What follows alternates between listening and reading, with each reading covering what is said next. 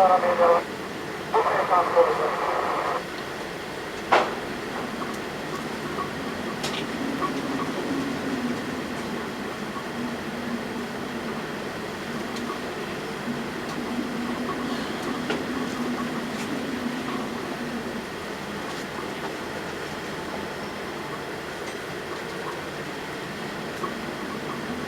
Kıyalı yakıt yukarıda.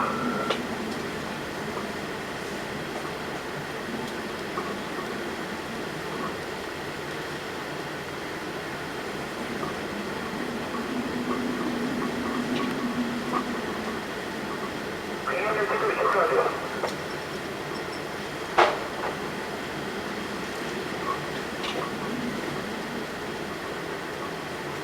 Toplam kaç kişi oldu?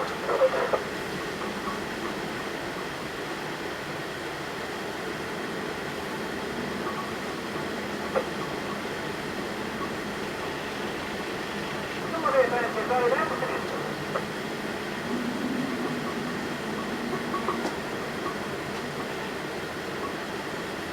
Tam da 4 sağ, değil mi? 4 sağ oldu. Sağ diyor, değil mi?